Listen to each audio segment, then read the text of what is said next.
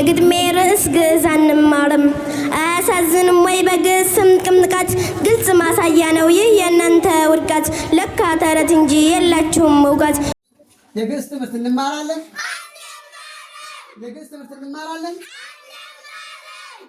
ግዕዝ ምናምን ትላለህ እንዴ ሲጀመር ኢትዮጵያ ውስጥ ግዕዝ አያስፈልግም ኢትዮጵያ ውስጥ ግዕዝ መማር ለምን ያስፈልጋል ሰላም ለኩልክሙ ከመሰላምክሙ ደግሞ ወጣም በየ በጻነ በዜማ ለክሙ እንደ የግዕዝ ያጻጻፍ መንገድ ያጻጻፍ ይሄ አሁን ቅኔ የሚቀኙት አንድ በሚናጠቁት ይሄ አለ አይደል እሱ በቃ ኦን ዘ ስፖት እኮ ነው የሚፈጠረው ግጥም ሊቀኝ ሲወጣ ምንም የለም የጻፈ ነገር ያዙ የለም እዚሁ ላይ ነው አይደል የቅኔ ቤት እዚሁ ነው ስለዚህ አንዳንድ ጊዜ አስተማሪዎች መንጠቅ የሚባል እኮ አለ ይሄ ቋንቋ ነው ከክርስትና ሃይማኖት ጋር ምን አገናኘው አረብኛም ለዛ እኮ ቢስሚላህ የምንለውን ወይም አሰላም አለይኩም የምንለውን የሃይማኖት ጉዳይ ነው ካልነው እኮ መተርጎም ቀላል ነው ግዕዝ ለሀገሪ የግዕዝን ቋንቋ መማራችን እንደ ሀገር ምን ጠቀሜታ ይኖረው ይሆን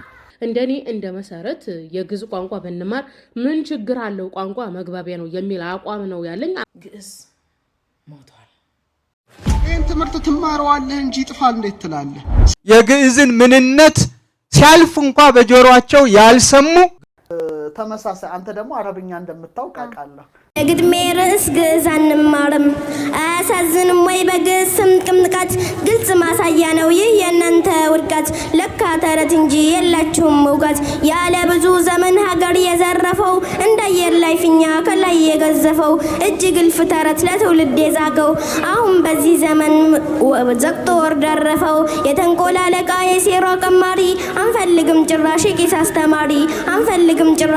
አስተማሪ ደብተራና ጠንቋይ ቀሲስም ዘማሪ ስልጣን ተገናርገህ ምንም ብታዘግም ተገደም መጠመቅ ፈጽሞ አንፈልግም ይሄ ጥጋባችሁ ድሮስ መች ይመቻል አብሮ ለመናናር በእምነት ለመቻቻል ገደብ ሲተላለፍ ሁሉም ይሰለቻል ለሆዳቸው ሲሉ ስላገኘው ጥቅም በመከራ መዓት በበደል ጥርቅፍ ግፍ በየዘመኑ ቢወሰንብንም ያገር ፍቅር ይዞን ችሎናል ሁሉንም ዝምታ ፍርሃት ስለመሰላችሁ በጥላቻ ተረት ተዘክቶ አይምሯችሁ መተት እናስተምር በግድ ካላችሁ ክልሉም ችኮናል እንኳን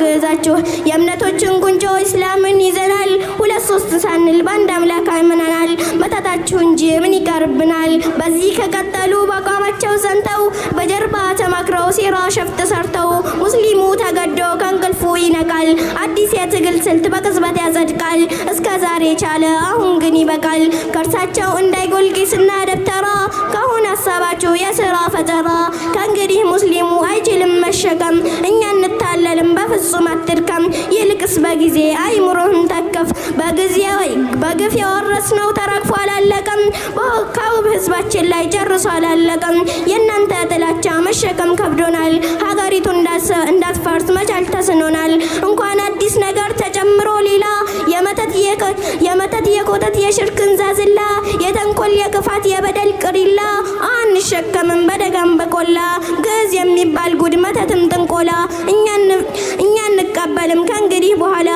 እንቀበልም ከእንግዲህ በኋላ ሰላም አለይኩም የግዕዝ ትምህርት እንማራለን ለምንድን ማንማረው እስኪ የሚነግረኝ እሺ ለግልም ለሀገርም ለግዕዝ ትምህርት አንማርም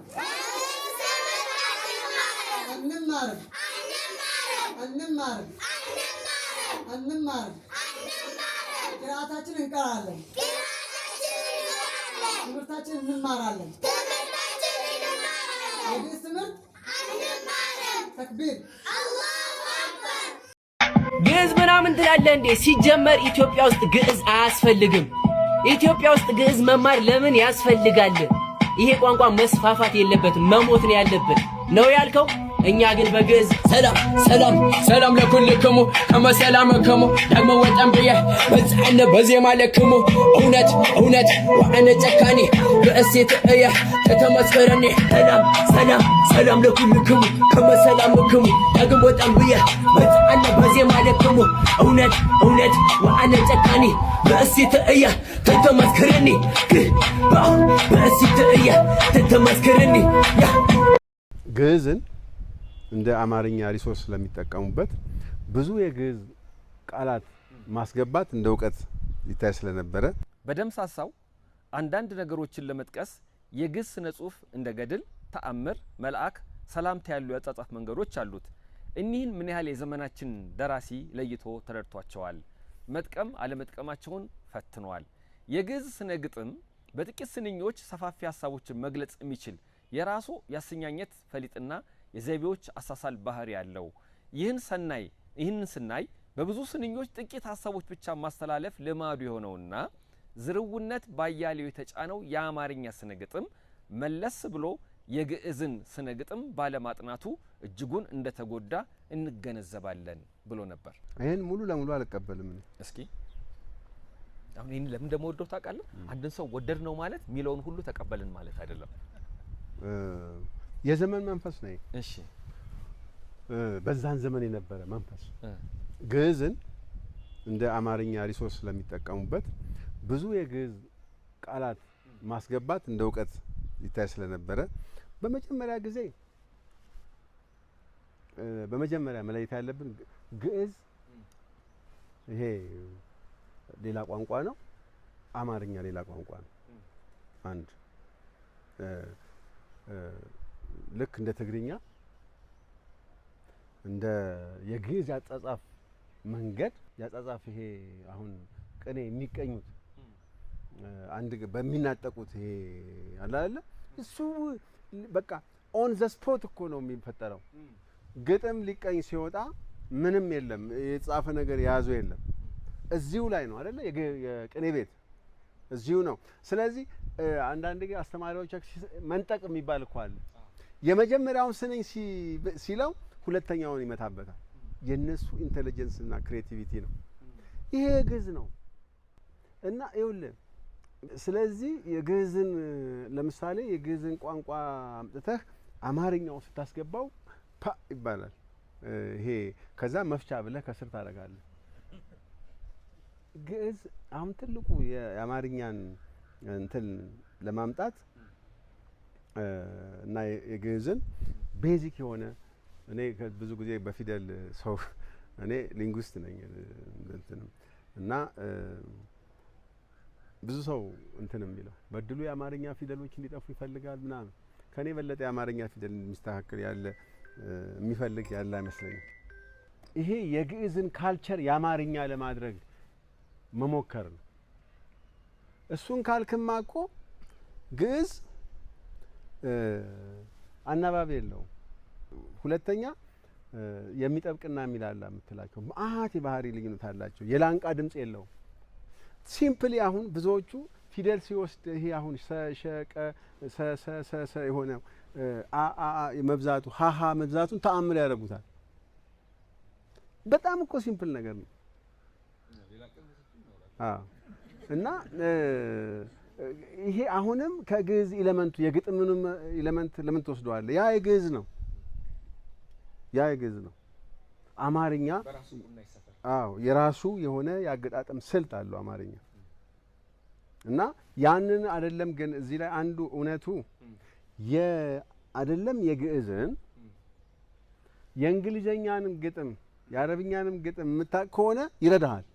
እንኳን የቅርብህን ማለት ይረዳሃል። ምክንያቱም አንደኛ እንግሊዘኛ አሁን የነ ሩኒን የምናም ትልልቅ ግጥሞች ተስተመምጣ ዘዌይ ዘ ኤክስፕረስ ቲንግስ የሚያስገቡበት የሚጽፏቸው መንገድ ላንተም ይረዳሃል። እንዴት አስቀምጠው እንዴት ገለጸው ትላለህ። ግዕዝም የምታውቅ ከሆነ እንዴት ገለጸው ምናምን ልትል ትችላለህ። ጽሁፉ ላይ ያ ያንተን ኢማጂኔሽን ከፍ ያደርግልሃል። ለአማርኛ ይረዳሃል። ብዙ እንግሊዝኛ ግጥም የሚያውቅና የሚያነብ ሰው ብዙ የእንግሊዝኛ ፕሌዎችን የመረመረና ያጠና ሰው የሚጽፈው ይዳበረ ይሆናል በዛ መንገድ ይረዳዋል ግን ግድ ግን አይደለም ይሄ ቋንቋ ነው ከክርስትና ሃይማኖት ጋር ምን አገናኘው አረብኛም ለዛ እኮ ቢስሚላህ የምንለውን ወይም አሰላም አለይኩም የምንለውን የሃይማኖት ጉዳይ ነው ካልነው እኮ መተርጎም ቀላል ነው ግን ያ አይደለም እንደ አረብኛም ቋንቋ ይሄኛውን መጠቀም ይቻላል ምንም የክርስትናውን ወይም የቤተ ክርስቲያንን የሚያስተምረውን ትቶ ደህና አደርክ እንደምን እወድሃለሁ የሚለው ለምን አይለምድም ምን ማለት ነው ግዕዝ በሃይማኖት ብቻ መጣ እኛ የአረብኛ ቋንቋ ጀነት ያስገባል እንል የለ እንዴ አላህ ፊት በአረብኛ ቋንቋ ነው የምንጠየቀው እንል የለ ለምን ወንጀል አልሆነም አያችሁ ይሄ የእስላም ጥያቄ አይደለም አንዘሰማስ ዛት ላንጉዌጅስ የመለመኛ ፈረንሳይኛ ቻይንኛ ግራ ያጋባን የሀገራችን ሀብት የሆነውን ምስጥራዊ የሆነውን ግዕዝ ጀርመንና አሜሪካኖች በ$5 እያስከፈሉ እያስተማሩ ዛሬ እኛ ሀገር ላይ እንዴት ነው ወንጀል የሚሆነው ለምንድነው ምሁር ከሆኑ ጀርመኖችና አሜሪካኖች ማን ነው የፈቀደላችሁ ተብሎ ማይጠየቀው የኛ ሀብት እኮ ነው ይሄ ነው ስለዚህ ሀብታችን ነው ግዕዝ ኩራታችን ነው የሁላችን ነው ዓለም ለምንድነው ጀርመን ለምንድነው ግዕዝ ቋንቋን በባችለር በማስተሬት የምታስተምረው የዘረፉን የግዕዝ ቋንቋዎች ያሉበትን ምሁሮች የጻፉትን እስካሁን አልታወቀም ከዚህ አንፃር ነውና ቀጥሎ ኩዌሽን ካላችሁም አም ሬዲ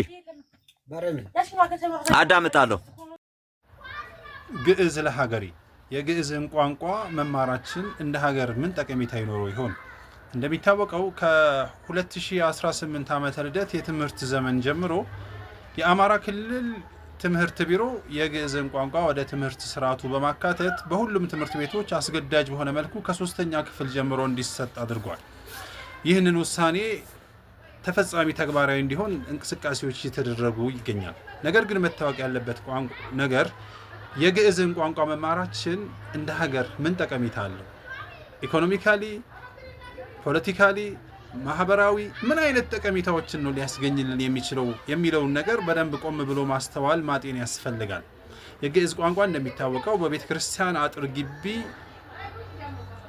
የታጠረ በቅዳሴ የተገደበ ለየትኛውም የማህበረሰብ ክፍል የአፍ መፍቻ ቋንቋ አይደለም ግዕዝ ኦልሞስት የሞተ ኦር በመሞት ላይ የሚገኝ ቋንቋ ተብሎ ሊገለጽ የሚችል ቋንቋ ነው የግዕዝ ቋንቋ ይህንን ቋንቋ ከፍተኛ የሆነ የሀገር ሀብትና የሀገር ንብረት በማፍሰስ ህፃናት አስገዳጅ በሆነ መልኩ እንዲማሩ ማድረግ ምን ፖለቲካዊ ትርፍ ቢኖረው ነው እዚህ ደረጃ ላይ የተደረሰው ይህንን ጉዳይ በደንብ ማስተዋል ያስፈልጋል ሀገራችን ክልሉ ያለበት ተጨባጭ ሁኔታ ያስፈልጋል ሌላ ትኩሳት አመጡ ህዝቡን ማወዛገብ ህዝቡን ማነታረክ ተገቢ ጉዳይ ስላልሆነ መንግስት እንደ መንግስት ክልሉ ምሁራንም ጉዳዩን ማለት ነው ቆም ብለው ሊያጠኑት ይገባል ይሄ የሃይማኖት ጉዳይ አይደለም ግዕዝን በመማራችን ምን እናተርፋለን ምን እናገኛለን ጠቀሜታው ምንድነው የሚለው ነገር በደንብ መታየት አለበት የግዕዝን ቋንቋ መማራችን ብዙ ጠቀሜታዎች አሉ የሚሉ አንዳንድ ወገኖችን እንሰማለን ነገር ግን ይሄ የሚያነሱት ጉዳይ ተጨባጭ የግዕዝን ቋንቋ መማር ማወቅ ሀገራዊ የሆኑ ስነ ጽሁፍ ሀብቶቻችንን ለማውጣት የህክምና ጥበቦችን ሳይንሳዊ ግኝቶችን ለመማርና ለማስገኘት ትልቅ ጠቀሜታ እንዳለው ይነገራል እነዚህ ጉዳዮች ግዕዝ ውስጥ የሚገኙ ናቸው በሚባለው መጠንና ልክ ማለት ነው የሉም ማለት አይደለም ሆኖም ግን እነዚህን ጉዳዮች ማለት ነው ጥናትና ምርምር አድርጎ ሊጠቀምባቸው ሊያወጣቸው የሚችሉት ህፃናት ሳይሆኑ ምሁራን ናቸው ለዚህ የሚሆኑ ምሁራን ለዚህ በግዕዝ ቋንቋ ላይ ብቃት ያላቸው ሰዎች አሉ ቤተክርስቲያን አካባቢ ያንን ነገር ማለት ነው ጥናትና ምርምር አድርገው የዚህ ግኝት ባለቤት የመሆን ይህንን ምርምር ማለት ነው ለዓለም ይፋ በማድረግ እነሱም ሀገራቸውም ተጠቃሚ ማድረግ የሚችሉበት እድል አሁንም ክፍት ነው ምክንያቱም የግዕዝ ቋንቋ በሀገራችን በከፍተኛ የትምህርት ተቋማት ይሰጣል በተወሰነ መልኩ በውጭም ዓለም ይሰጣል ለዚህ የግዕዝን ቋንቋ አንድ ሰው ወዶና ፈቅዶ መማር መብት ነው ይህንን የሚቃወም አንድ ማካን የለም ነገር ግን የኛ ተቃውሞ እንደ ማህበረሰብ እንደ ሙስሊም ህፃናትን አስገዳጅ በሆነ መልኩ የግዕዝን ቋንቋ ማስተማር ምንም ጥቅም የሌለው ቋንቋ ማስተማር አስገድዶ መስበክ ነው፣ አስገድዶ ማጥመቅ ነው ብለን ነው የምናስበው። ለዚህም ነው የሙስሊሙ ማህበረሰብ ይህንን ጉዳይ በሰፊው እየተቃወሙ ያለው። የተለያዩ የሙስሊም ተቋማት መጅሊሶች፣ የአማራ ክልል ማለት ነው እየተቃወሙት የሚገኙት ይሄ የግዕዝ ትምህርት መማር ሃይማኖታዊ ይዘት ያለው ነው፣ ጥንቃቄ የሚፈልግ ነው። ምክንያቱም የግዕዝ ቋንቋ አብዛኛው ይዘቱ ሃይማኖታዊ። ይህንን አስመልክቶ በርካታ ንግግሮችን በርካታ ነገሮችን እያየን እየሰማን ነው። ከነዛ መካከል የተወሰኑትን ለመጥቀስ እንሞክር። ለምሳሌ ተክለ ጻድቅ መኩሪያ ማለት ነው የግራኝ አህመድ ወረራ በሚለው መጽሐፉ ገጽ 32 ላይ የሚያነሳው ነገር አለ። ከግዕዝ የስነ ጽሁፍ ሀብት ውስጥ ከ95% በላዩ ሃይማኖታዊ ነው ይላል። ተመልከቱት፣ ከ95% በላይ ሃይማኖታዊ ይዘት ነው ያለው። እንደገና ሌላ የግዕዝ ቋንቋ ምሁር የሆነ ሰው ማለት ነው ጸጋዬ መዝገቡ እኔ ወደ 18 ዓመት ለሚጠጋ ጊዜ የግዕዝን ቋንቋ ተምሬያለሁ፣ አንዳንድ ጥናቶችንም በግዕዝ ቋንቋ ላይ አድርጌያለሁ ይላል። ነገር ግን የገባኝ ነገር የደረስኩበት ድምዳሜ ይላል ልሳነ ግዕዝ ረብ የለሽ የደብተራ ቋንቋ መሆኑን የተረዳሁት ይላል። ይህንን ቋንቋ በድሃው ህፃናት ላይ አስገዳጅ በሆነ መልኩ መጫን እንዲማሩት ማድረግ ወንጀል ነውና ህገወጥ ተግባር ነውና ልንቃወመው ይገባል። ሌሎች ምሁራን የግዕዝን ቋንቋ መማር ምንም አይነት ጠቀሜታ እንደሌለው፣ ጊዜን ከማባከን ንብረትን ሀብትን ከማባከን ውጪ ምንም ጠቀሜታ የለው። በዚህ አካሄድ በዚህ ሂደት የግዕዝ ቋንቋ እንዲያንሰራራ እንዲያገግም ማድረግ አይቻልም። የሰው ልጆችን አስገድደን በማስተማር የምናመጣው ለውጥ አይኖርም። ይልቅ እንደ ሀገር ብዙ ክፍተት አለብን። የእንግሊዝኛ ቋንቋ ብንማር ብናቅ ብዙ እንጠቀማለን። ዓለም የደረሰችበትን የሳይንስና ቴክኖሎጂ መረዳት መማር ማወቅ የምንችለው የእንግሊዝኛን ቋንቋ ብንማር ነው። የአረብኛን ቋንቋ፣ ሌሎች ዓለም አቀፍ ቋንቋዎችን እንደ ማህበረሰብ መማር ብንችል ብዙ እናተርፋለን። ከግዕዝ ምንድነው የምናተርፈው?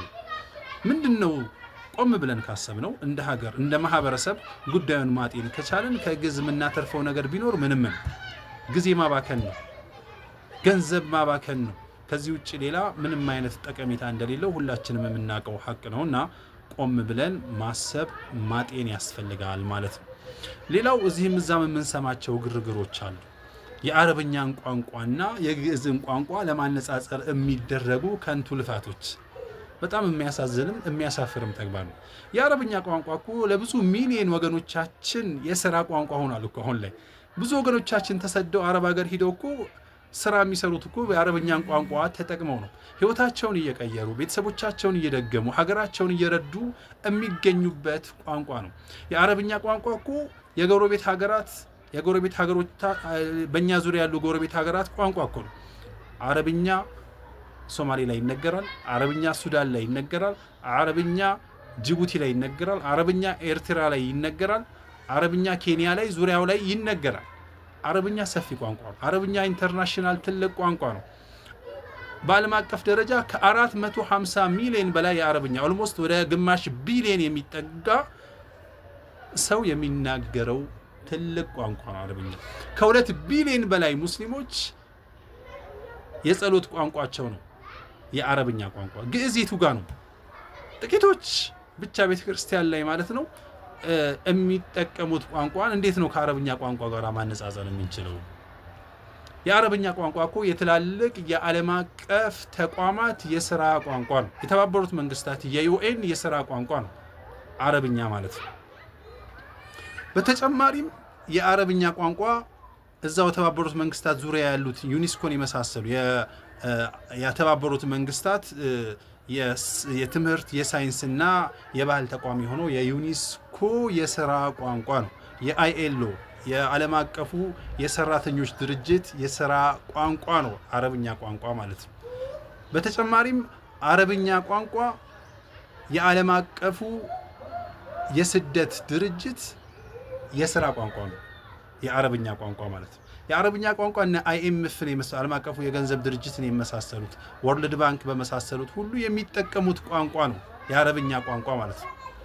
የዓለም ባንክ የመሳሰሉ ትላልቅ ድርጅቶች የሚጠቀሙት የሥራ ቋንቋ ነው። የዓለም አቀፉ የቀይ መስቀልና የቀይ ጨረቃ ማህበር የሚጠቀመው ቋንቋ ነው የአረብኛ ቋንቋ ማለት ነው። WHO ዓለም አቀፉ የዓለም የጤና ድርጅት የሀገራችን ሰው ዶክተር ቴድሮስ አድሃኖም የሚመሩት ድርጅት የሚጠቀመው የሥራ ቋንቋው ነው።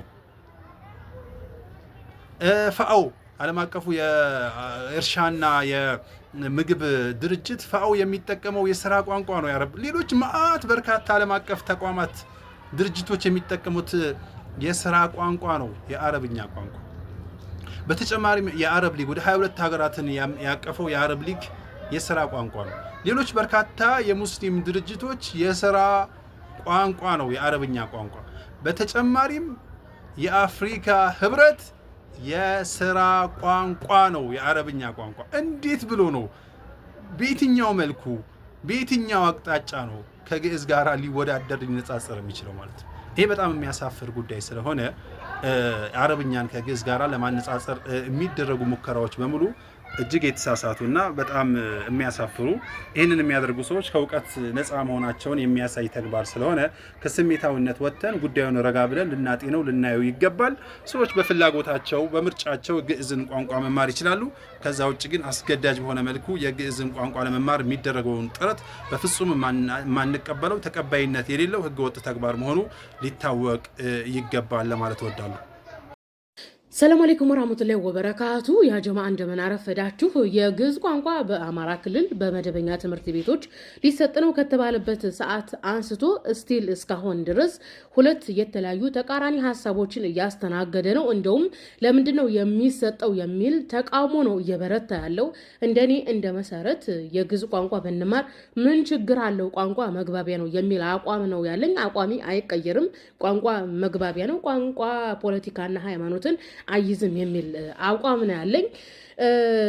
በአማራ ክልል የግዕዝ ቋንቋ መሰጠቱ የኦርቶዶክስን ሃይማኖት በሙስሊሙ ላይ እንደ ግዴታ ማጥበቅ ነው የሚሉ ብዙ ተቃራኒዎች ሀሳቦች ሲነሱ የግል አመለካከት ነው ብዬ ትቼው ነበረ። ነገር ግን የግዕዝ ቋንቋ ከሃይማኖትና ከፖለቲካ ጋር እየተያዘ ከመምጣቱም ባሻገር አንዳንድ ሰዎች በጣም የታዘብኳቸው እነ ታዬ ቦጋለን እንደ መረጃ አድርገው አምጥተው ሳይ ነው ይህን ቪዲዮ ልሰራ ያስገደደኝ። እንግዲህ ታዬ ቦጋለ የግዕዝ ቋንቋ መሰጠት የለበትም ብሎ የተቃወመው የግዕዝ ቋንቋ ከሞዓ ተዋህዶ የመነጨ ነው የሚል ስለሆነ ታዬ ቦጋለ የብልጽግና መንግስት ስለሚደግፍ ሞዓ ተዋህዶ ስለሚቃወም እንግዲህ ደጋፊዎቹን ለማስደሰት ነው እንደዛ ያለው። በነገራችን ላይ በጣም ነው የሚያሳዝነው። የግዕዝ ቋንቋ እንዴት ነው ከፖለቲካ ጋር የምታያይዙት? ደግሞም እንግዲህ የግዕዝ ቋንቋን ከፖለቲካ ጋር እንዲያያዝ ያደረጉት ትልቁ መጥፎ ነገር ምንድን ነው? አማራ ክልል ውስጥ የሚነገሩ የተለያዩ ቋንቋዎች አሉ። ለምሳሌ እንደ ኦሮምኛ ቋንቋ ሰፊ ተናጋሪ ያለው፣ አርጎብኛም እንደዚሁ አለ። በጎረቤት ክልሎች ደግሞ ትግረኛና አፋረኛ አለ።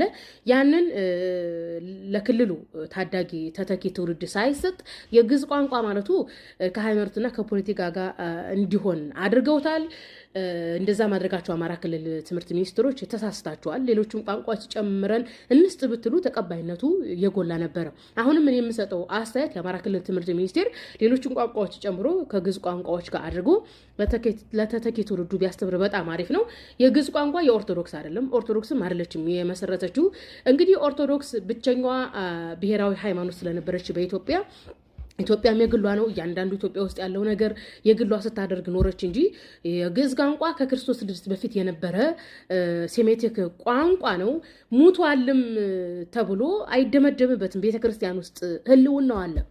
ኦኬ፣ ከቤተክርስቲያን ውስጥ አውጥቶ ህዝቡ ቢያስተምር ህዝቡ መናገር ይጀምራል።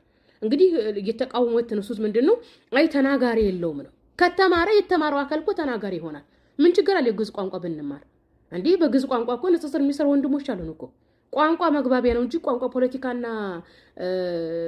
ሃይማኖት ያደረገው ማን ነው? እኔ በጣም ደግሞ ያናደደኝና ይህን ቪዲዮ እንድሰራ ያደረገኝ ሁለተኛው ነጥብ ምንድነው? በደቡብ ክልል ለምሳሌ ማዕከላዊ ኢትዮጵያ ላይ በከምባታ በተለያዩ አካባቢ በፕሮቴስታንቶች አማካኝነት ሙስሊሙ መቀበሪያ ተከልክሏል። ድምጻችሁን ሰምተነው የማናቀው ሰዎች ግዕዝን አማራ ክልል ማስተማር ኦርቶዶክስን ማጥመቅ ነው። በነገራችን ላይ አማራ ክልል ላይ 20% አይሞላም ሙስሊሙ ማህበረሰብ፣ 80% ኦርቶዶክስ ነው። ስለዚህ ከቻለ የትምህርት ሚኒስቴር የአገሪቱ የፌደራል ትምህርት ሚኒስቴር ካልከለከላቸው ማስተማር ይችላሉ። ምክንያቱም ሙስሊሙ ማህበረሰብ 20% ነው። ምን ታመጣላችሁ? ማስተማር ይችላሉ። እኔ እኮ ግርም የሚለኝ አማራ ክልል ላይ ያለው ነገር ይገንበታል የሚባለውን ነገር እንዳረጋግጥ ያደረጋችሁኝ ፌስቡክ ላይ በተለያየ የምታራግቡት ናችሁ። ማንንም አሁን ግዕዝ ቋንቋ ቢያስተምሩ ማርያም የፈጣሪ እናት ናት፣ ስላሴ በዛ ወጣ በዚህ ወረደ፣ ኢየሱስ ፈጣሪ ነው እያሉ የሙስሊሙን ተማሪ ያስተምሩታል። እንደዛ ካስተማሩ ልጆቻችሁ እኮ ተምረው ሲመጡ መጠየቅ ትችላላችሁ።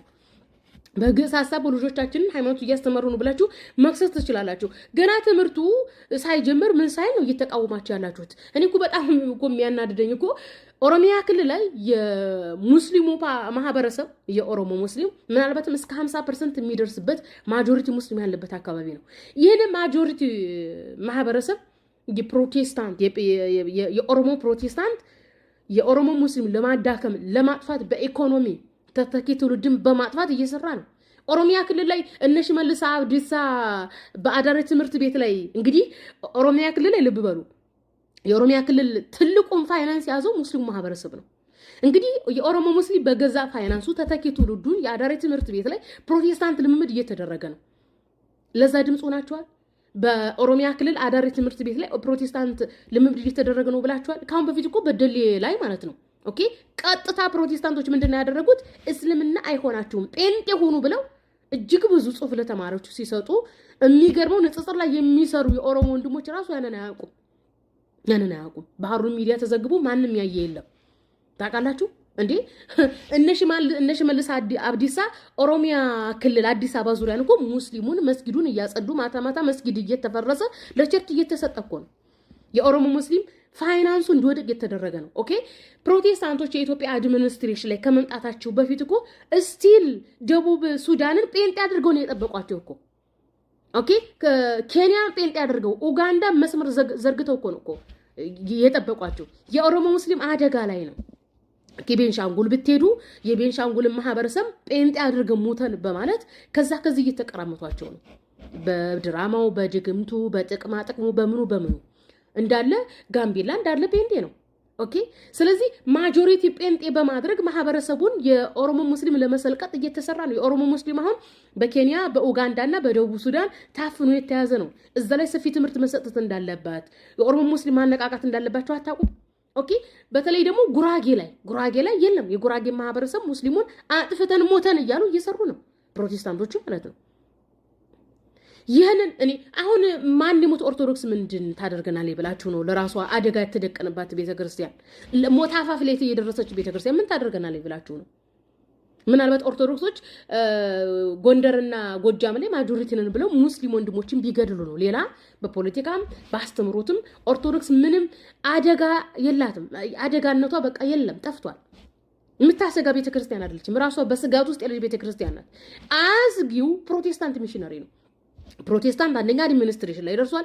ሁለተኛ በሰሜን አሜሪካና በአውሮፓ ቤተክርስቲያን የሚደገፍ በሐሰት በውሸት በድራማ በብልጭልጭ በድግምት ወጣቱን እየዘረፈ ያለ ያን ለምን አትናገሩም? ነው ፕሮቴስታንት የመንግስት ሃይማኖት ነው። መንግስት ያስራችኋል፣ መንግስት ይቀየማችኋል፣ መንግስት ያኮርፍባችኋል። ጭራሽም እኮ ደግሞ ከብሔር ጋር ከሃይማኖት ጋር ከፖለቲካ ጋር ታያይዙታላችሁ። ቋንቋ ነው። ቋንቋ መግባቢያ ነው። በነገራችን ላይ ቋንቋን የሰጠን አላህ Subhanahu Wa Ta'ala ነው። የሰው ልጅ ዕውቀት የሰጠው አላህ ነው። የሰው ልጅ የፈጠረው አላህ ነው። ኦኬ የሰው ልጅ ደግሞ አላህ በሰጠው ዕውቀት ቋንቋን ፈጥሯል። ኦሮምኛ እንማራለን፣ ትግረኛ፣ አፋርኛ፣ ሶማሌኛ፣ ግዕዘኛ እንማራለን። ምንድነው ችግሩ? በነገራችን ላይ አርጎብኛ ቋንቋ ለምሳሌ በአርጎባ ወረዳዎች ላይ እንዲነቃቃ ትምህርት እየተሰጠ ነው አይደለም እንዴ?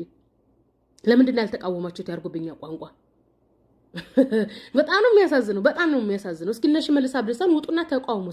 እስኪ ኦሮሞ ወንድሞቻችንን እስኪ እርዷቸው እኮ በየአካባቢ ኦነግ የፕሮቴስታንት አማጺ አይደለም እንዴ? ኦነግ የፕሮቴስታንት አማጺ ወለጋ ላይ ሙስሊሙን ከወሎ ሰፋሪ ናቸው በሚል የሚኒሊክን ሰፋሪ ጨፈጨፍኩላችሁ እያለ የአርሲንና የባሌን ኦሮሞ እያስደሰተ የሚገለው ግን ሙስሊም ነው። ወለጋ ላይ እኮ የሐረር ሙስሊም እኮ መጥቶ እዛ መኖር አይችልም። ታውቃላችሁ? ከመን ነበር የሚባል ይሄ ደቡብ ክልል ምንድን ነበር የወላይታ ጴንጤ ወለጋ ላይ ስራ ያገኛል። ነገር ግን ከድሬዳዋና ከሐረር የመጣ ኦሮሞ ግን እዛ ስራ ያገኝ፣ ምክንያቱም ሙስሊም ስለሆነ። ኦኬ ወለጋና አካባቢዋ የፕሮቴስታንት ነው የፕሮቴስታንት ስቴት ነው እያለ ጃልመሮ ሙስሊም ሲገድል የሚወራ አካባቢውን ፕሮቴስታንት ስቴት ለማድረግ ነው። ለምን ለወንድሞቻችን ማደርሶላቸው? ለምንድን ነው አማራ ክልል ያለው ነገር የሚገን ነው? በነገራችን ላይ የኦርቶዶክስ አስተዳደርም ሆነ አስተምሮትም ሆነ በአፌክት አያደርግም። በዚህ ሰዓት ለራሳቸው ስጋት ላይ ያሉ ናቸው። እኔ እኮ ግርም እየቀጣው ምታቢሉት ወደ ሚስቱ ሮጠ ነው። ይሄ የወደቀን ዛፍ ምሳር ይበዛበታል። በቃ ኦርቶዶክስ አስተዳደሯም ዶክትሪኗም ወድቃለች። ዞር ብላችሁ አትዩ። በቃ ኦኬ። አደጋ የተገረጠብን የፕሮቴስታንት አስተዳደር የፕሮቴስታንት ሚሽነሪ ነው። ግዕዝ ሞቷል። የግዕዝ ቋንቋ ሞቷል።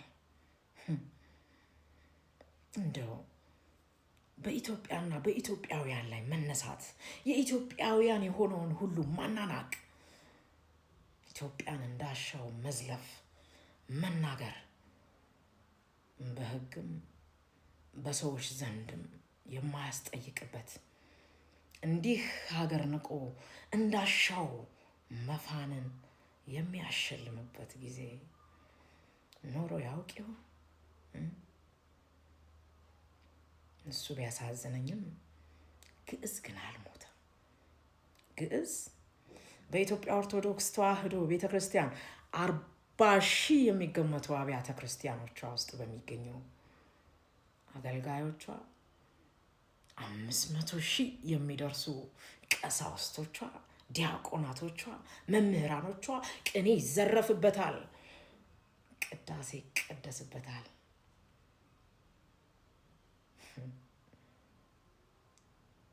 ግዕዝ አልሞተም። ሌላው ቀርቶ ምእመኖቿ ተንሱ ለጸሎት ሲባሉ እግዚኦ ተሳለን ብለው ተሰጠው እየመለሱ በግዕዝ ይግባባሉ።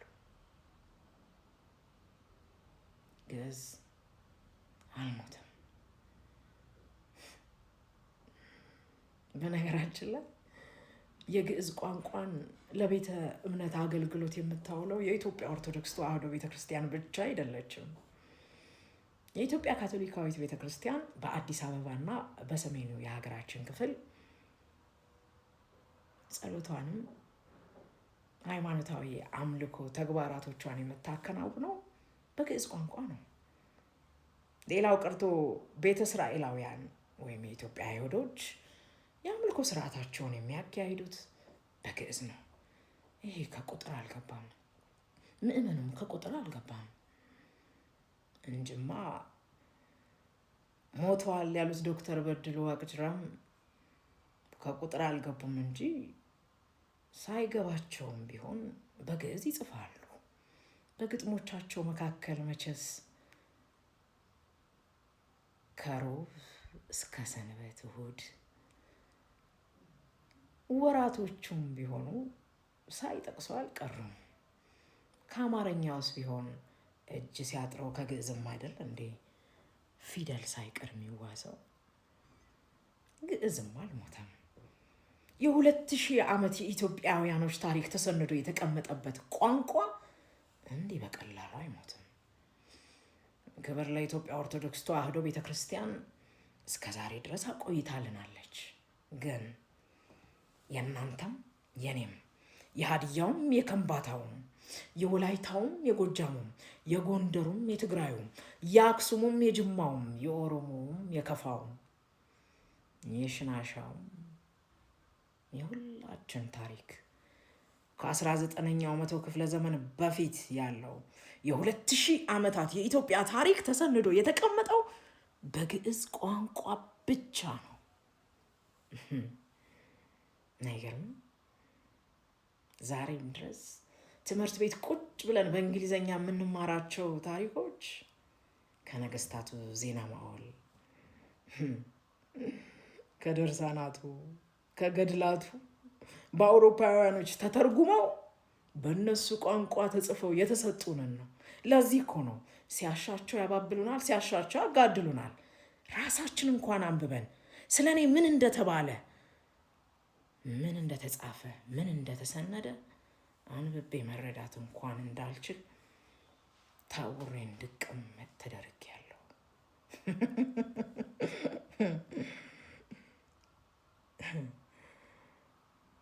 የሌላ የባዕድ ሀገራት ተመራማሪዎች አጥኚዎች ከሴሜቲክ ቋንቋዎች የሚመደበው የግዕዝ ቋንቋ ሊጠፉ ከተቃረቡት 3 ቋንቋዎች አንዱ እንደሆነ ሲነግሩን የኛዎቹ ምሁራን ግን ዛሬ ግዕዝን ማስተማር አለብን ብለው ሲነሱ አይ የለም ይቅርባችሁ ሞቷል እኮ ግዕዝ ይሉናል።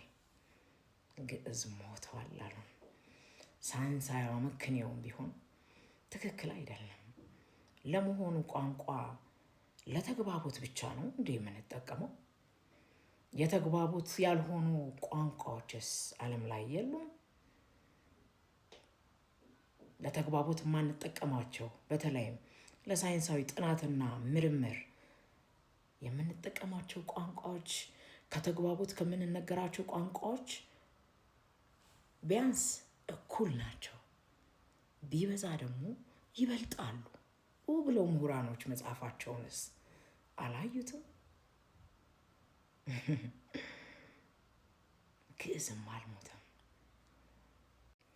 በ19ኛው ክፍለ ዘመን አጼ ቴዎድሮስ ግዕዝ በሁሉም ሰው አለመነገሩን ባዩ ጊዜ አማርኛ የፍርዱም የሕጉም ቋንቋ ይሁን ብለው ለመጀመሪያ ጊዜ የሥራ ቋንቋ አደረጉት።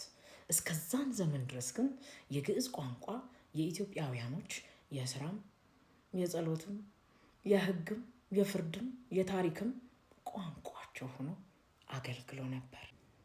ግዕዝ የኢትዮጵያውያኖች ያለፈ ማንነታችን መገለጫ፣ ያለፈ ማንነታችን ማሳያ፣ ማንነታችንም ጭምር ነው። በነገራችን ላይ በ007 ቲቶ ወይም በአማርኛው ጥጦስ የተባለው የሮማ ንጉሥ ኢየሩሳሌምን ባቃጠላት ጊዜ እስራኤላውያኖች በሙሉ በዓለም ላይ ተበትነው ነበር። በኋላ በ1948 ወደ ሀገራቸው ተመልሰው እስራኤልን ዳግም ሲመሰርቷት ቋንቋቸው ዕብራይስጥኛው ጠፍቷቸው ነበር፣ ሞቶም ነበር። ከመቃብር ያወጡት የትናንት ማንነታቸውን በሚያስታውሱ ቋንቋውን ባተረፉላቸው ጥቂቶች ተመርተው ዳግም ተምረው የእስራኤል ታሪክም በዕብራይስጥ ነው የተጻፈው። የእስራኤል የሥራ ቋንቋም ዕብራይስጥ ነው። ከሞተበት መቃብር ውስጥ አፈሩን አራግፎ አውጥተው ታሪክና ማንነታቸውን አስቀጥለውበታል፣ ተከብረውበታል።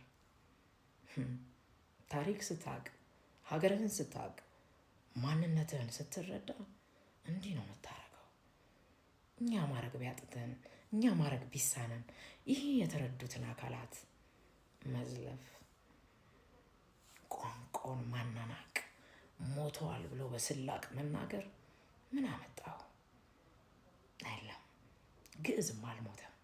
እንኳን ግዕዝ እዚህ ሻሸመኔ ዝዋይ ላይ የሚገኘው ዛይ የሚባለው ቋንቋ 150 አባወራዎች ብቻ የሚናገሩት፣ በእያንዳንዱ ቤተሰብ ውስጥ 3 እንኳን ሰተን 500 ተናጋሪዎች አሉት ብንል በመሞት ላይ ያለ እንጂ የሞተ ቋንቋ ተብሎ አልተመዘገበም።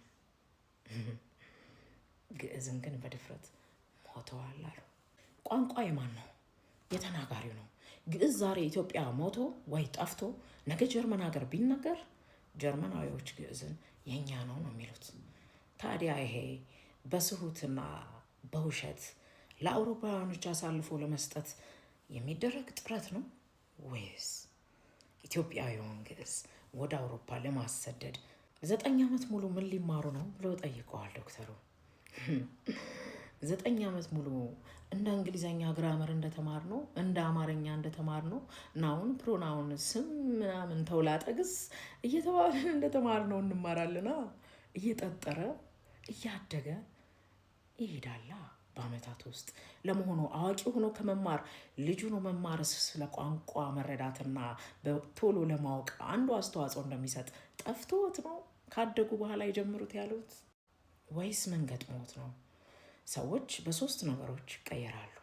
በገንዘብ፣ በግዳጅ፣ በመታለል which one is it? ይህን ትምህርት ትማረዋለህ እንጂ ይጥፋል እንዴት ትላለህ? ሳያነቡ አስተያየት መስጠት አፍ ሲከፈት ጭንቅላት ይታያል ይላሉ ፈላስፎቹና እኔ በዚህ እንደውም ተነሳስቼ ሙሉን ግዕዝ ተረጉመዋለሁ ብዬ የ2018 እቅዴ ይሄ ነው። ያጣለማኝ ተሳድቦ ሄደ። ዋና ሳትችል ስለዋና አታወራ። እዛ እስከ PhD ይጠናል። እዚህ አንድም ቦታ ካሪኩለም ውስጥ የለም። አጉሜንት ጥፋ ጀርባ ብዙ እጆች አሉት። ስለ ራስ እንዳታውቅ ማን ነው የሚከለክል? የኛ መጻሕፍት በውጭ ይጠናሉ። ስለ ፊደል እንዳትራቀቅ የወሬ ዘመቻ የሚከፍትብህ የትኛው አካል ነው? እሳት በሌለበት ጭስ አይታይም። ምንድነው ኢንቴንሽኑ? ማን ነው ከጀርባህ ነገር የሚቆሰቆሰው? አወር ስትሆን ታውቀዋለህ ማለት ነው። AI እንዴት ነው የግዕዝን ፊደል አንደርስታንድ ሊያደርግ የሚችለው? አሁን ዓለም ከደረሰበት ሳይንስ ጋር አገናኝተን ኢትዮጵያን የሚረከቡ ህፃናት በጠብ ሳይሆን በመጥበብ ሳይሆን በመጠበብ የመጀመር እቅድ አለ። ጭንቅላቱ ላይ ነው ስራ የሚሰራው፣ ትውልዱ ላይ። ኢየሱስ ክርስቶስ ልደቱን የሰጠው እኮ ዘር ለሚቆጥሩት ለእስራኤላውያን እኮ አይደለም። ሰማይ ላዩት ለሰብአ ሰገል ነው የሰጠው። ለኔ የሚታየኝ ብርሃን ነው፣ ጨለማ ይታየኝ። ለምን ጨለማ አታይም? አይመለከተኝም። አሁን ገብቶናል። አውሮፓውያን ቴሌስኮፕ ሳይኖራቸው ንጉስ ላሊበላ የስነ ፈለክ መመልከቻ ኦብዘርቫቶሪ ነበረው። ራስን ካጣጣል ወድቀሃል። ከፍ ምንልበት ተርኒንግ ፖይንታችን ስለሆነ የሄኖክ የምርምር ሴንተር ማቋቋም አለበት። እነ ትርጓሜ የሚጠተ ብርሃናትን አንተ ሄኖክ ላይ እንዴት እንደተፈላሰፉ ዓለም እኮ ሄኖክ ጠፍቶታል።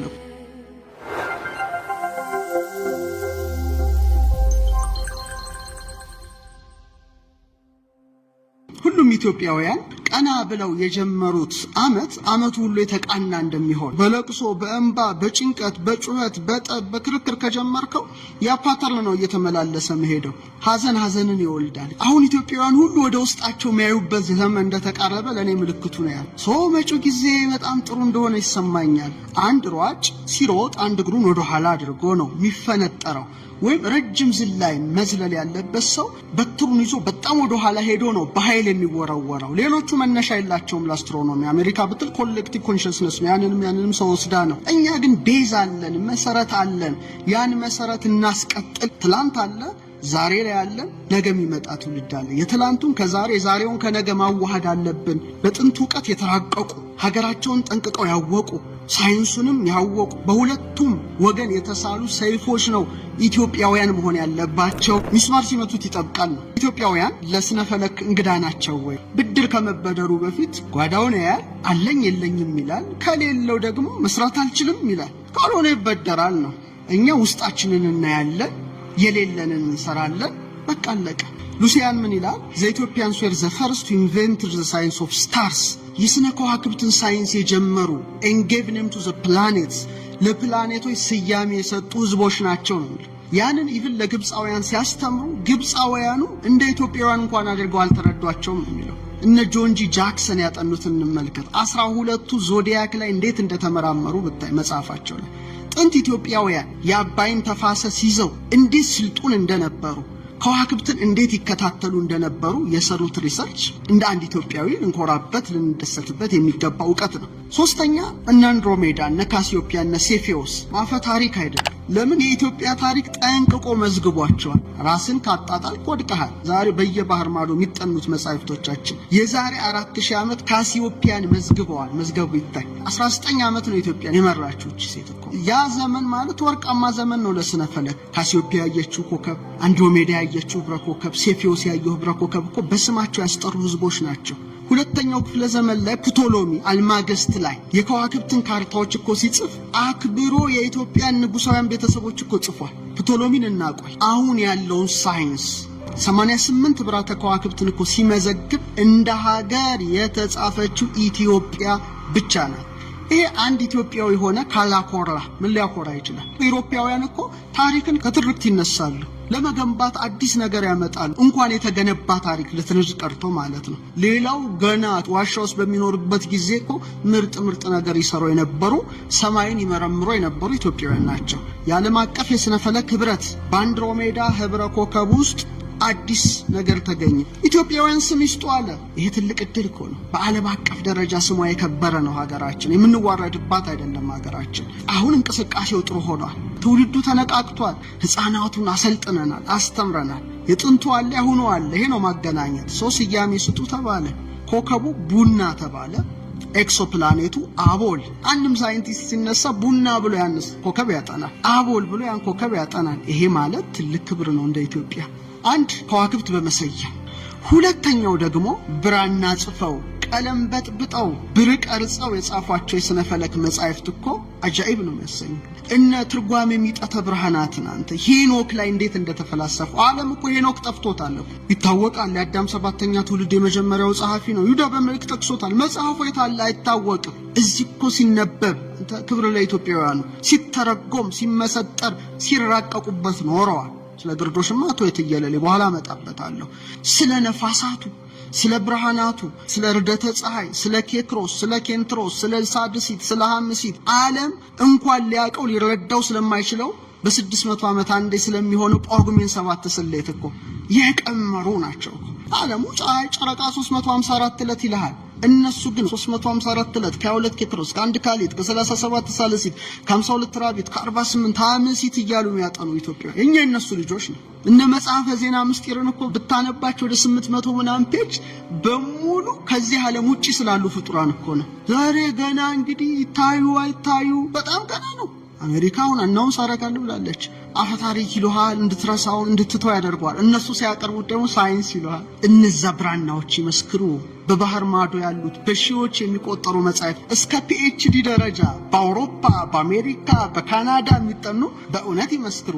ኢትዮጵያ አታውቅ ከሆነ ማለት ነው። ይሄ በጣም የሚገርመኝ ነገር ነው። ሶስተኛ አንተ ከዋክብትን ማየት ስለነሱ መራቀቅ መጻፍ ብቻ ሳይሆን ደግሞ መሳሪያ አስቀምጠህ ሰማዩን ማየት መጀመር ደግሞ ትልቅ ዕውቀት ነው። ማርኮ ቪጋኖ እኮ ላስታ ላሊበላ ላይ ያለውን ሴክሬት እኮ ያወጣ ነው። ሄደ ላሊበላ ቤተ ገብርኤል ላይ ሲመለከት የሥነ ፈለክ መመልከቻ ኦብዘርቫቶሪ ነበረው ላሊበላ። ዳያሜትሩን ለክቶ ፐርሺያ ከነበረው ህንድ ከነበረው ቻይና ከነበረው ጋር ማቴማቲክሱን አስቀምጦ ማስቀመጥ ብቻ አይደለም መምህር፣ አውሮፓውያን ቴሌስኮፕ ሳይኖራቸው ንጉሥ ላሊበላ ያይ ነበረ ብሎ ጽፏል። ዋይን ሄርሸል ዘይድ ሪከርድስ ላሊበላ ቤተ ገብርኤልን እኮ ሲሰራ ፕሌዲስን አይቶ ነው ብሎ ነው በደንብ አድርጎ ያስቀመጠው። ይሄ በጣም የሚደንቅ እውነተኛ ምስክርነት ነው።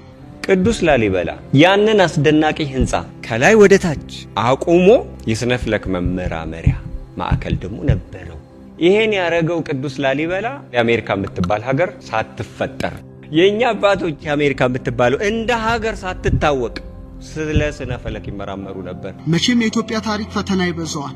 በኋላ በእድሳት ሰበብ እነዛ ክበቦች ተደፈኑ፣ እንዲዘጉ ተደረገ። አይተናል። ካስታወስክ የፀሐይ ግርዶሽ ጊዜ እናንተ ወተን አንተ መረጃው ስለነበረ ይሄ እኮ እንዲህ አይነት ታሪክ ያለው ነው ለምንድን ነው የሚደፈነው ስጠይቅም ነበር። ታሪክ እኮ ነው የተደፈነው ጉድጓድ። በእድሳት ሰበብ እነዚህ ጉድጓዶች መደፈን የለባቸው፣ ምክንያቱም ቀጥታ ሰማይ የሚመለከትበት ነው። ንጉሠ ነገሥቱ በጊዜው ከነበረው የኢትዮጵያ ጠበብት ጋራ የሚል ደብዳቤ ያስገብቻለሁ። ጳጉሜን ትጥፋ ጀርባ ብዙ እጆች አሉት። ኢትዮጵያውያኑ እንደኛ መሬት ቲክቶክ የሚያዩ አይደሉም። ቀና ብለው ሰማይን ያዩ ናቸው። ሳያነቡ አስተያየት መስጠት አፍ ሲከፈት ጭንቅላት ይታያል ይላሉ ፈላስፎቹና እንደዛ ባይሆን ይመረጣል። ስለ ግርዶሽ ኢትዮጵያውያኑ ጠቅልለው በአንድ ሰንጠረዥ አስቀምጠውታል። ይሄ ነው መቃለቅ። ምንም ተአምር እኮ የለውም። ከመስከረም እስከ ነሐሴ እስከ መጨረሻው ድረስ ጨረቃ መቼ ነው ጠፍ የምትሆነው? መቼ ነው የምትወለደው? መቼ ነው ሙሉ የምትሆነው? አለቀ። ይሄ ምን ተብሎ ይጠራል መሰል? በኢትዮጵያው ትምህርት ማለት ነው እያረግና እያወረድ ጨረቃ ከዚህ ልኬቷ አታልፍም፣ አትወጣም፣ አትወርድም ነው በቃ እሱ። ስለ ግርዶሽ በአራት መልኩ ይጠናል። ይሄ አዲስ ዕውቀት አይደለም። አሁን እዚህ ውስጥ ቁጥር ባመጣ ኮንፊውዝድ ነው ማረጋው። ምን አለ ኢትዮጵያውያን ይሄን ዕውቀት ቢያውቁት። ያሳዝነኛል። እኔ በዚህ እንደውም ተነሳስቼ ሙሉን ግዕዝ ተረጉመዋለሁ ብዬ የ2018 እቅዴ ይሄ ነው። በጣም እነዚህ ዶክመንቶች በግዕዝ ብቻ ተሰውረው መኖር የለባቸውም። ለሪሰርቸሮች መተርጎም አለብኝ። ልትሸማቀቅበት ይገባል እንዴ?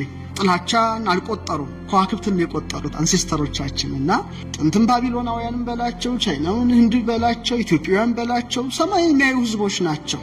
ከክርስቶስ ልደት በፊት ጀምሮ እኮ ነው ያለው። ጂኒየስ። እነዚህን ያላከበርክ ማን ነው ልታከብር የምትችለው? በላውም እንጀራ ወጡ ሁሉ እነሱ ውጤት ነው። አከብራቸዋለሁ እናቶቻችን አባቶቻችን። እና ያጣለማኝ ተሳድቦ ሄዳል። ቀበሯ ስጋ የሆነ ዛፍ ላይ ተንጠልጥሎ አየች።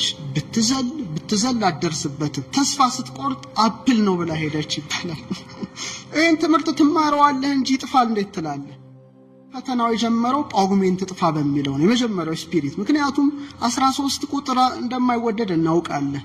ሰው ያን ነገር አጥርተን አለፍነው። ግርዶሽን ማስላት፣ ግርዶሽን ማወቅ በጣም ቀላል ዕውቀት ነው። ከዚህ በዘለለ እኮ ከዚህ ዓለም ውጪ ስላሉ ፍጡራን እኮ የጻፉ ናቸው። ዜና ምስጢር ላይ ምን ልትለው ትችላለህ አንተ? ሐሳበ ነፋሳት እኮ አሉ። እነዚህ ነፋሳት በዚህ መስኮት ይወጣሉ። ይሄ ነፋስ ሲነፍስ ድርቅ ይመጣል፣ በረከት ይመጣል። ጠንቅቀው እኮ ያሰሉታል ማቴማቲክሱ። እንኳን የነሱ ትውልድ ሆንኩ ነው የምለው። ቀደምት ኢትዮጵያውያን ማወደስ የሚገባበት ጊዜ ላይ ነው እኮ አሁን ያለነው። አንድ አባባል አለ። ንስር የአዕዋፋት ንጉሥ 2 ሜትር የሚደርስ ወርቃማ ክንፍ አለው። መሬት ላይ ጤፍ ለመመልከት የሚችል አይን አለው። ከላይ ሆኖ ሁሉን የሚቆጣጠር ነው። ትኩስ ነገር ነው የሚመገበው። ከደመና በላይ ነው የሚበረው። ግን ምግብ ፍለጋ ዝቅ ብሎ ሲበር ድንቢጥ የምትባል ወፍ አለች፣ በጣም ትንሽ። ትገባና ልብቱ ጋር እድል ካገኘች ክንፉን ታዝለዋለች። ግን አይሰጣትም እድል። እንደገባ ሳያውቅ ከፍ ይላል። እኩል መሄድ አትችልም፣ ትመለሳለች ወደ ነበረችው።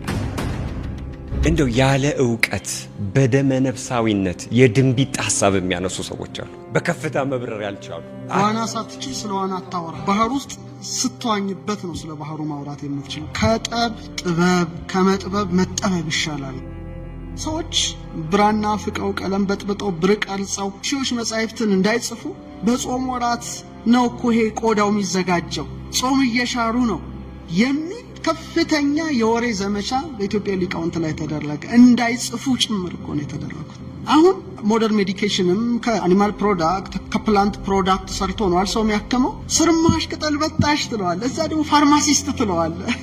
በጣም እኮ አሳፋሪ ነገር እኮ ነው። ማረሻውን ምኑን ሲሰራ ደግሞ ቀጥቃጅ ትለዋለ፣ እዛ ደግሞ የፋብሪካ አብዮት ትለዋለ። ጭንቅላቱ ላይ ነው ስራ የሚሰራው ትውልዱ ላይ። ስለ ከዋክብት ሲመራመር ኮከብ ቆጣሪ ትለዋለ። 70 ሰገል ኮከብ ቆጣሪዎች አይደሉ እንዴ? ኢየሱስ ክርስቶስ ልደቱን የሰጠው እኮ ዘር ለሚቆጥሩት ለእስራኤላውያን እኮ አይደለም፣ ሰማይ ላዩት ለ70 ሰገል ነው የሰጠው። እንዲህ አድርገህ ታጨልመዋለህ ማለት ነው። ገበሬውን አፈር ገፊ ትለዋለህ፣ ቁጢት በጣሽ ትለዋለህ። ዕውቀቶች እንዲሰበሰቡ ደናቁርት እንዲሰለጥኑ ታደርጋለህ።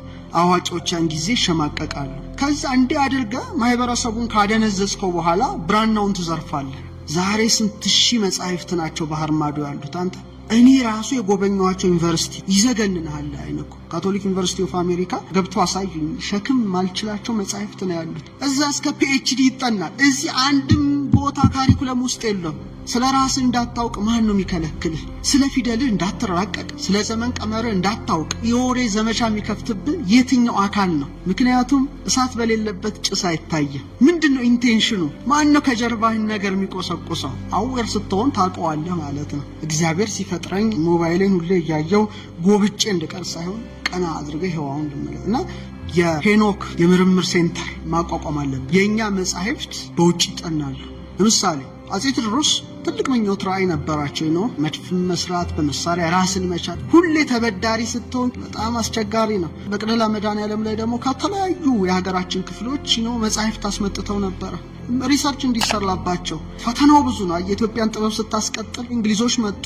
1000 መጻሕፍት እኮ ነው የወሰዱብን። በ15 ዝሆን ወደ 200 በቅሎ እኮ ነው ጭነው የወጡት። አንተ ይሄ እንዴት አይቆጭም? ይሄ ነገር ስታይ አሃ ማለት አለብህ ማለት ነው። የመጽሐፍ ሄኖክ መገኛ ኢትዮጵያ ናት። ጄምስ ብሩስ ነው ለአውሮፓ ያስታወቀው ሄኖክ የኢትዮጵያ ዋና ሴንተር መገኛ። ስለዚህ የሄኖክ የሪሰርች ሴንተርን በጠልቁ የምርምር ጣቢያ አቋቁመን ኢትዮጵያ እውቀቶች የሚበለጽጉበት ኮንትሪቢዩት ማድረግ አለብን። ምክንያቱም ዘርፋፋ ቀሚስ፣ ያማረ ጌጥ፣ ኔክለስ፣ ጆሮ ኩትቻ ምናምን አድርጋ ወፍራ ወዲያ ወዲህ ከምትል ከጎረቤት እናት ይልቅ ጠባሳም ቢኖርባት ፊቷ በማዲያትም ቢቆስል እናት ናት። በጎረቤት እናት አትለውጣት። ከፍ ምንልበት ተርኒንግ ፖይንታችን ስለሆነ አሁን ገብቶናል ነው። ይሄ ዕውቀት እንዲዳፈን እንዲጠፋ እንፈልጉ አሉ የውጭ አካላት የበለጠ ምናበለጽግበት አይደል እንዴ? ያልተተረጎመው የሚተረጎምበት ኤአይ እንዴት ነው የግዕዝን ፊደል አንደርስታንድ ሊያደርግ የሚችለው? ኢትዮጵያ በጄማትሪያ በግዕዝ ቀመረ ፊደል ዕውቀቷ ክሪፕቶግራፊ ነበራት። አሁን ዓለም ከደረሰበት ሳይንስ ጋር አገናኝተን ኢትዮጵያን የሚረከቡ ሕፃናት በጠብ ሳይሆን በጥበብ፣ በመጥበብ ሳይሆን በመጠበብ እችን ሀገር የጥቁሮች ሁሉ ፀሐይ የሚያደርጉበትን ነገር የመጀመር እቅድ አለ። አልፋ እግዚአብሔርም እንደሚረዳን የተቀደሰ ስሙን በዙሪያችን እንደሚከብ እናውቃለን። አንድ ሰው 80 ዓመት ቢኖር 30 ዓመት እንቅልፍ ያንቀላፋል። 40 ዓመት ነው የሚኖረው። 40 ዓመት ሲኖር ደግሞ ስለ ሰው ታሪክ እያወራ ነው የሚኖረው። ሰው መጨረሻ ሲሞት አቶ ገሌ በዚህ ዘመን ተወለዱ፣ እድሜያቸው ለትምህርት ደረሱ፣ ይሄን ዲግሪ ያገኙ፣ ሚስት አገቡ፣ ወለዱ፣ ሞቱ፣ በአንድ ገጽ ነው የሚያልቀው። አንበሳው የተሻለ ታሪክ አለው፣ እንዲያድሎ እንዲወጥቶ እንዲወርዶ። ሰው የነፋስ ዘመን ነው፣ ስፒድ ነው። በጣም እንፈጥንበት፣ እንሰራበት፣ አልፎ ተርፎ 100 ዓመት 200 ዓመት አሻግረን የምናይበት ኢራ በቃ ከግርዶሹ በኋላ የተጋረደብን ሁሉ የሚገፈፍበት ጊዜ ስለሆነ ነቃ እንድንል። ለኔ የሚታየኝ ብርሃን ነው፣ ጨለማ አይታየኝ። ለምን ጨለማ አታይም? አይመለከተኝም። መጨረሻ ላይ ይፋ እናደርጋለን። ትልቅ ነገር ነው እንደ ሀገር መስራት። የግዕዝን ምንነት ሲያልፍ እንኳ በጆሮአቸው ያልሰሙ ግዕዙን ዓለም ተጠቅሞበታል። እስከ ዩኒቨርሲቲም ድረስ የእውቀት ስም እየሰጡ ብዙዎችን መርቀውበታል። የእኛ ሊቃውንት መምህር ከመባል አላለፉ። ደግሞ በህፃናት አድረው የሚናገሩት ነው በጣም የሚያሳዝነው። ተናጋሪዎቹ ሌሎች ናቸው። ምንም የማያውቁ ህፃናትን አነብናቢዎች አድርገው ወደ መድረክ ብድቅ ያደርጓቸዋል። ለኢትዮጵያ አይደለም ከኢትዮጵያ ውጭ ብዙ ዓለማትን ጥቅም እንዲያገኙበት፣ እድገት እንዲያገኙበት የምርምር ቋንቋቸው ሆኖ ብዙና ብዙ ነገር ተመራምረው እንዲጠቀሙበት የሆነውን ቋንቋ ስም ማጥፋት። ኢትዮጵያ እኮ ዛሬ እንግሊዘኛ ቋንቋ ተናጋሪው የበዛባት በቅኝ ግዛት ተገዝታ አይደለም። ነፃነቷን ጠብቃ የቋንቋን አስፈላጊነት አውቃ ነው ቋንቋውን የምትናገር። ሰዎች በጮሁ ቁጥር ወደ ኋላ አይደለም የምንመለሰው። እንደውም ቅድስት ቤተክርስቲያን በበለጠ ተግታ ነቅታ ምንም ሳይኖር አይደል እንዴ በቤቷ ጠብቃ የኖረች። ቋንቋ ለአንድ ሃይማኖት ብቻ ሰተን የምንተወው አይደለም። በአረበኛ ቋንቋ እኮ ኦርቶዶክሳውያን እንጠቀማለን። በግዕዝ ቋንቋ ኦርቶዶክሳውያን እንጠቀማለን። የዚያ ነው የዚህ ነው የሚባል የለውም። እስካወቅ ነው ድረስ እኛ አረበኛ ብንማር ደስ ይለኛል። እኔ እግዚአብሔር እናመሰግንበታለን። አስተማሪ ናት። ትናንትም ቤተክርስቲያን ይህንን ይዛ ኖራለች፣ ወደፊትም ይህንን ይዛው ትቀጥላለች። ተመሳሳይ አንተ ደግሞ አረብኛ እንደምታውቅ አውቃለሁ። ህፃን ሮቤል አረብኛም እንደሚችል በዚሁ አጋጣሚ ነግራቸዋለሁ። እስቲ ከአረብኛው ጋር ደግሞ አነጻጽራ እስቲ እነዚህን ስያሜዎች ለተመልካቾቻችን አስረዳ። እንደምናውቀው አማርኛ፣ ግዕዝና አረብኛ የሴም ቋንቋዎች ወይም ሴሜቲክ ላንጉዌጅ ናቸው አይደለ? ስለዚህ ቀራረባል። መጀመሪያ ሚዛን በአማርኛም በግዕዝም በአረብኛ ያው በአረብኛ ትንሽ ወደ ሚዛን ወደሚለው ያደላል እንጂ ያው ነው ሶስቱም ማለት ነው። አቅራብ የሚለው በግዕዝ ሲሆን አክራብ ከሚለው ጋር፣ ቀውስ ማለት ካውስ ከምትለው ጋር እንደዚህ ያያያዝን ስንሄድ አሰድ ያማ እንደውም ግዕዙና አረብኛ በደንብ አድርገው ተመሳሰሉ። ገውዝ የምትለው ደግሞ ዘውጅ ወይም ጥንድ ማለት ነው። አንዳንዶቹ ደግሞ የሚለያዩ አሉ። ለምሳሌ ሰንቡላ ያው እንትን በአረብኛ ድንግል ማለት ሰንቡላ ማለት አይደለም፣ ይለያያል። ሁት ማለት አሳ ነው። ያው አሳ ነባሪ በእንትኑ በደንብ ስትሬት አጠራሩ አሳ ነባሪ ነው፣ ግን አሳ ብለን እንያዘው እንጂ ስትሬቱ ከሆነ አሳ ነባሪ ነው። ስለዚህ የሴሜቲክ ቋንቋዎች ሆኖ ነው እንጂ አረቦች እንደዚህ አግኝተውት አይደለም። ግዕዝ ደግሞ መኩራት አለብን። የመጀመሪያ ዓለማችን ቋንቋ የሚባለው ብዙዎቻችን ባቢሎን ግንብ ከመቆሙ በፊት አንድ ቋንቋ ነበር ይባላል። ያ ነው ግዕዝ ማለት። ስለዚህ ኢትዮጵያውያኑ ለራሳቸው አድርገው ትናትርፈው ለዘር ወደ ዘር እናስተላልፈው ብለው ነው እንጂ ዓለም አቀፍ ቋንቋ ነበር ግዕዝ ማለት። ዮም ዘአይዘነኒ ነገር እንግርክሙ በአማን በውስተ ትዕይንተ አዲስ አበባ እምነ ሜክሲኮ ሀበ መገናኛ ሀዊሬ ቦ በእንተዝ ውስተ መካነ መገናኛ እንዘ እበጽህ አሃቲእም ነቢራ ትበኪ ምን ተኮንኪ እንዘ ይብሉ ሰብ እንዘ ይመጽኡ ይጠይቅዋ በእንተዝ ይእቲ እያርመመት ትበኪ ብዙሃ ትበኪ ብሂላ ከመዝ ትበኪ ምን ተኮንኪ እንዘ ይብልዋ እንዘ ይጠይቅዋ ናሁ አሃዱ ወሬዛ ምስትንባብ የበልአኒ ብሂላ ተናገረት በእንተዝ ኩልክም እንዘታውሩ ሀበ መገናኛ ጥንቃቄ ግበሩ ብዙሃን ቀሳጠያን አው ሰራቀያን ሃለው በውስተ መገናኛ በእንተዝ ብዙሃን ተሰሪቆሙ ሃለው ምስትንባቦሙ ነዋዮሙ ዘኮነ ነገሮሙ ተሰሪቆሙ ኡት ዘይት መየጡ ሀበ ቤት በእንተዝ በቀዳሚ እምነ ቤትክሙ እንዘተወጽኡ ጸሎተ ገቢረክሙ ጻኦ ኦሆ እግዚአብሔር ፈጣሪ በሰላም ከመእትሜት ርድአኒ ብሂለክሙ እመ ኢወጻይክሙ ምስትንባበክሙ ትትሰረቁ አው ትትበልኡ ነዋየክሙ ተሃጥኡ በእንተዝ ሀበ መገናኛ ዘትመጽኡ ኩልክሙ ጥንቃቄ ከመትግበሩ በልሳነ ግዕዝ እነግረክሙ እመተፈሳይክሙ በተናግሮ ዘልሳነ ግዕዝ እስኩ ለዝ ቪዲዮ ላይክ ግበርዎ ወለ ቤት ዘሃ ግዕዝ ፎሎ ግበርዎ እሴባህክሙ